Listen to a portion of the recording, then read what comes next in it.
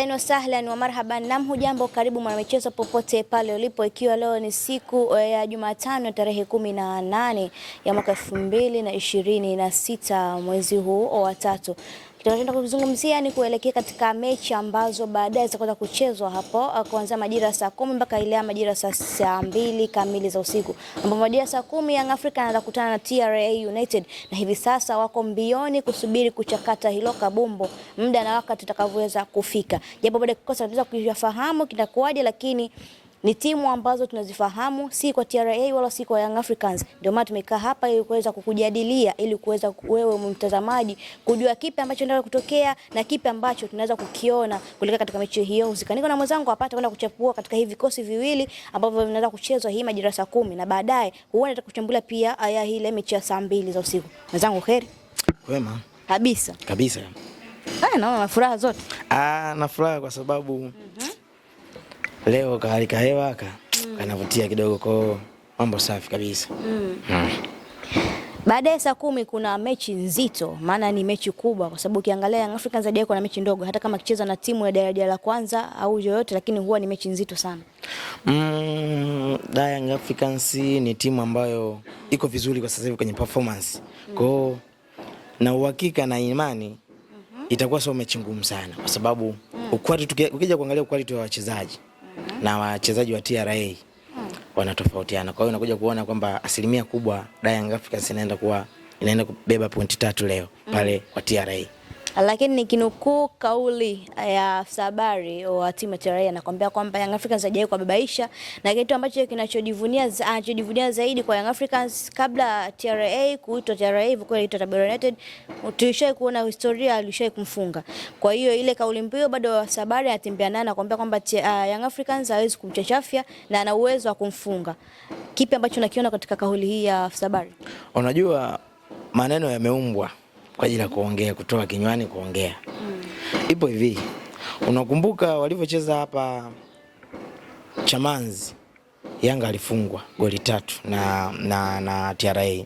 Sasa akaenda Tabora, akaenda kafungwa kule. Pale kwake.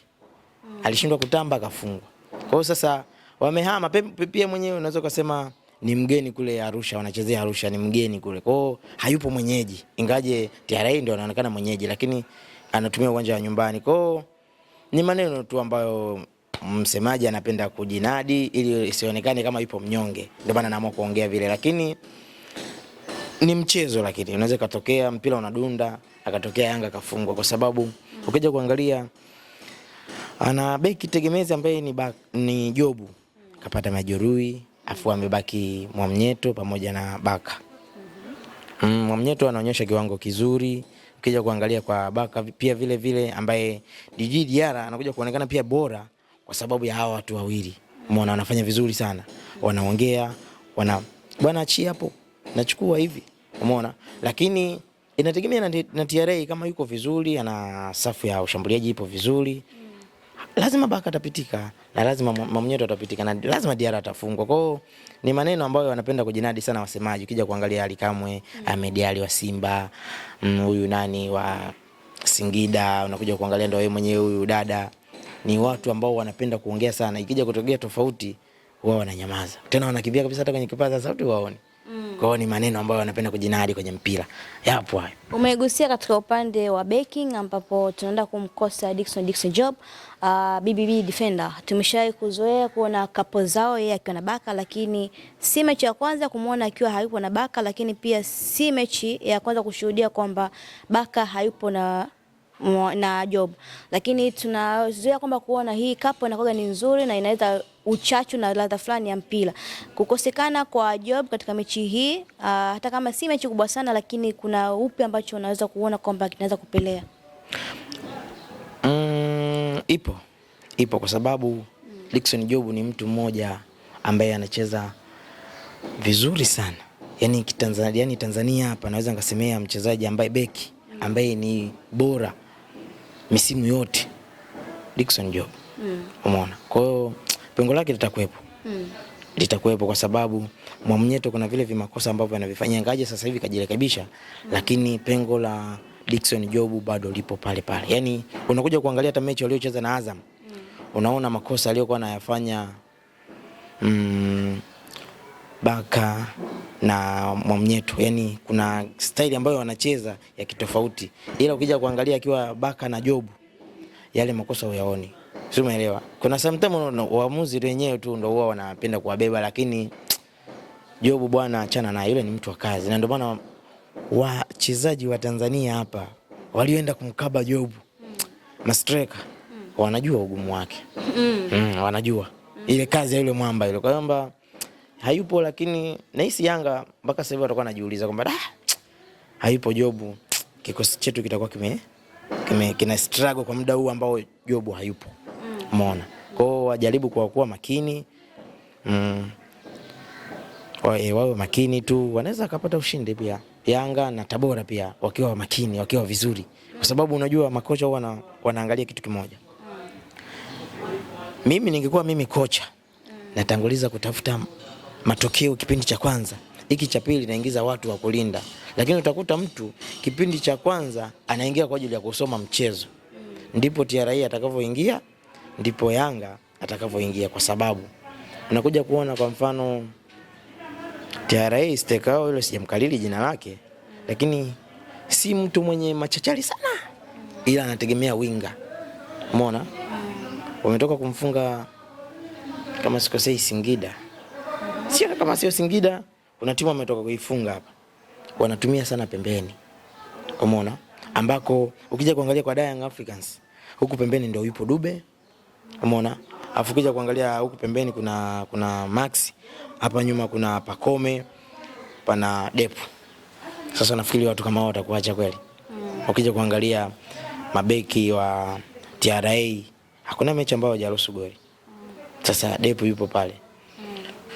Dube yupo pale, Max, Pakome. Tatafutiana malawama ndugu yangu. Maandishi tatafutiana lawama.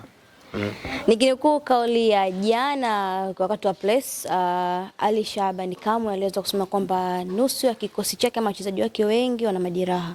Kwa kauli hii ambayo ameweza kuisema Ali Shabani Kamwe, unahisi kwamba ameweza kuhisi upungufu wa kile ambacho anaenda kukifanya siku hii leo?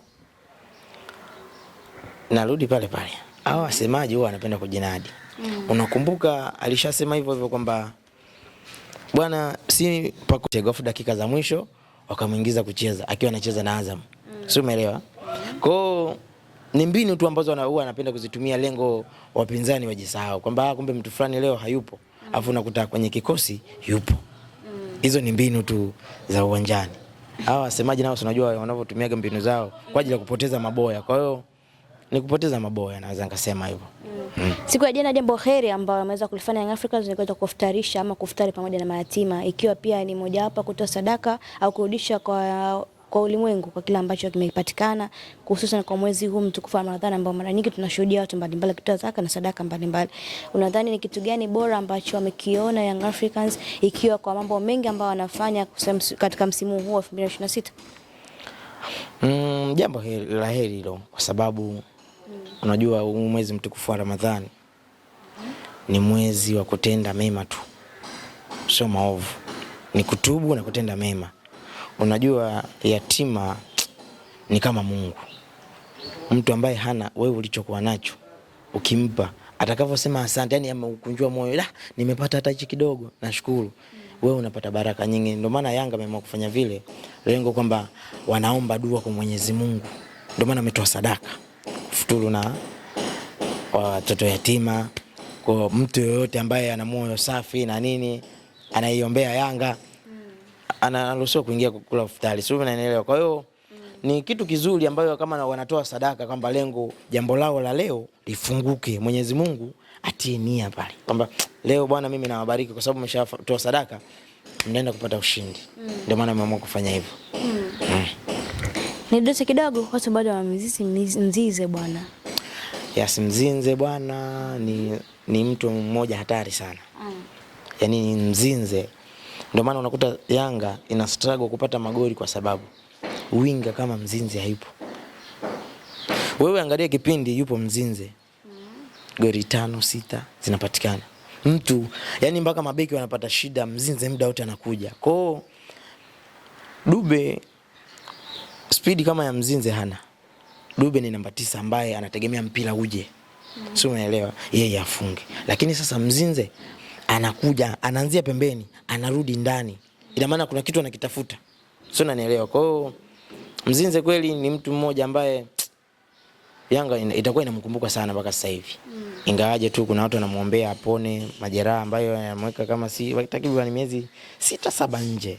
Kwa hiyo unaweza kuona dirisha kubwa ukamuona kwenye uwanja, lakini kwa sasa hivi atuongelei mabaya, lakini Mzinze bwana ni mtu kweli kweli. Na ndio maana Yanga wana struggle sana kumpata mtu kama winga kama Mzinze.